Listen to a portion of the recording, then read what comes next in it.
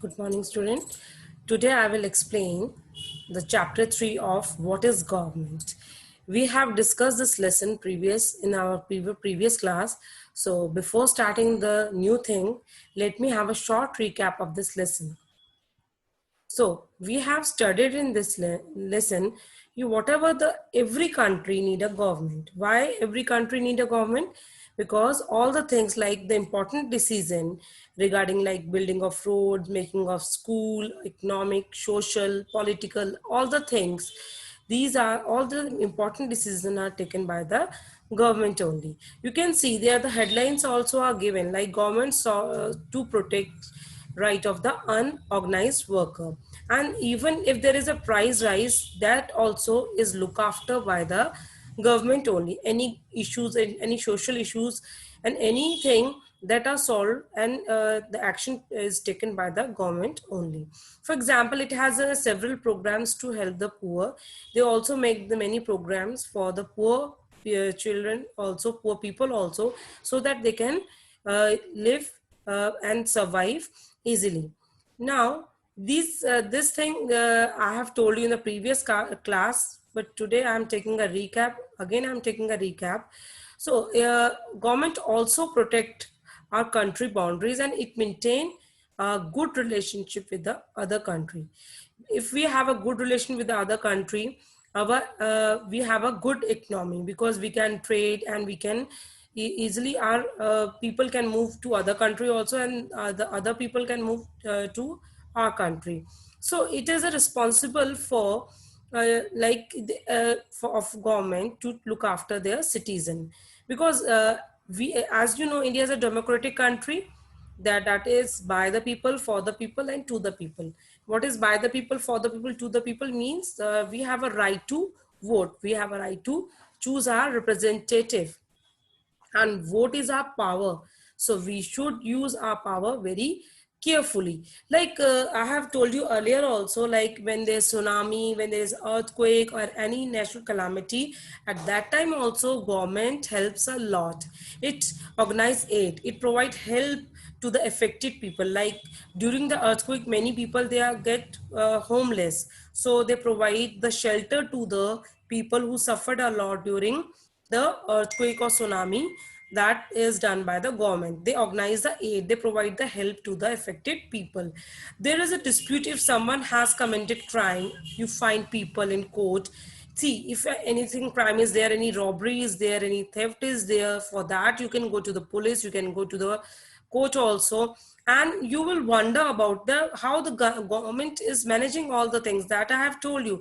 Like when the human beings live and work together, they need something, some important organization, and that organization maintains certain rules and regulations. And these rules and regulations, they control all the things. Like for example, like we come to school, we follow certain rules and regulation, and we have to follow it. Similarly, the government also make many rules and regulations that every citizen should follow. And I have also told you about the level of the government also. There are, how many levels are there? In the previous class, I have told you there are three different levels, like local level, state level, and national level. And again, I'm telling you what is actually local level. Local level is a level that is meant for village, town, locality, and they look after the village, town, and the locality. State is like we are having the different state, so they cover all entire state, like Haryana, Assam, that is called your state. And what is actually national level? It covers entire country. So this, I hope so these levels are clear to you, that I have told you in the previous class also. Now today I will tell you something about, you can see the map also. In this map, the administrative division is mentioned, and you this is also your homework, that you have to study this map. Now the government also form a certain law. Why the laws are formed? So that our country can function or work smoothly.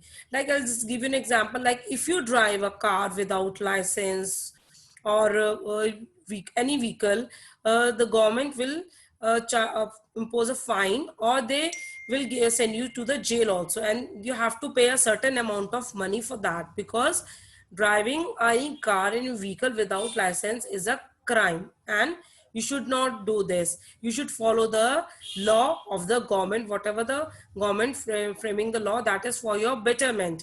And even I have told you that, like, sometimes it has happened, like, if you are going to a job, and like, that job is on the basis of their religion or caste, they he or she may go to the court. You, because India is a secular country, all religion are equal. No religion is more important or more superior than any religion. So for that also you can go to the court. So you have the government have given you the power to make your decision, you can choose your representative. And now who gives the government, who gives the government to power? We are giving the power to the government, because we are choosing our representative through the our vote. So you should choose our government very carefully. You should choose that representative that make your country to the glory, to the pride, and develop your country. Now, democratic country, you know very well, like democracy, you know very well. But to achieve democracy, we struggle a lot. Now, somehow I'm telling you something about Europe and USA, like their women and the poor people, they fight for the participation in the government movement. Like what happened in the First World War, during the First World War, the men, they went to the fight, and the women were called upon to work that was earlier considered to be the man work, and they performed their duty in a very good manner. They a different kind of work. When the people saw that, they began, they wonder, they created so many unfair stereotypes. Like we think like girls only play with toys, or can do only the household work. So that thought was the people know that they are wrong, because they also work like man, they also work hard like man. So they demand for the right to vote. And this movement is called the women's suffrage movement, as the term suffrage means right to vote. And in 1920, the USA women get right to vote, and in 1928, you can underline this also, 1928 UK women got the right to vote. I hope so this much is clear to everyone. Now you can see how the people are giving the vote. Voting in the rural area, how a mark is put, like the mark is put to the finger to make sure that person cast only one vote. You can't give two or three votes, only you can give one vote at a time. Means you have a right to one vote only. So that's why the mark is there. You can see they're marking the uh, on the finger, and you can cast only one vote only. So I hope so it is clear. Now what is actually, you can underline this, universal adult franchisee. What is actually universal adult franchisee? This means that all adults in the country are right to vote. So every citizen have a right to vote. Hope so this much is clear to everyone. And the last, uh, I want to tell you something about the women. Like women struggle a lot to get the right to vote, and even the poor to participate in the election. In the earliest form, the government allowed only men. Men who owned the property and were educated to vote. Earlier, what is happening? The person who are having their own property and who are educated are having the right to vote.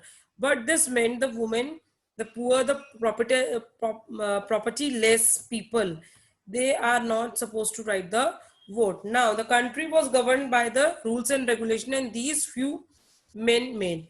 So in India before independence, only small minority was allowed to vote. Now everything is changed. Now we have a right to vote. We have the universal adult franchisee. Gandhiji was shocked at the unfairness of this practice, and they demanded that all adult, the Gandhiji demanded for that all adults should have a right to vote, and this is called a universal adult franchisee.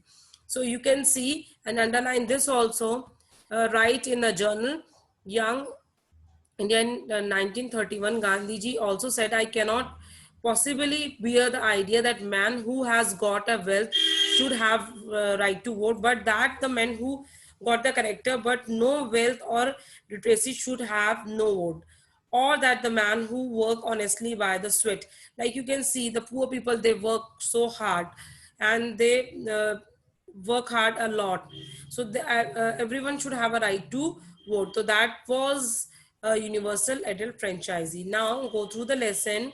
In the next class we will discuss the question answer of this lesson. I hope so the lesson is clear. Underline all the important terms and important dates.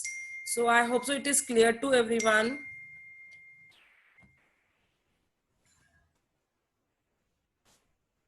Have a nice day everyone, and leave one by one.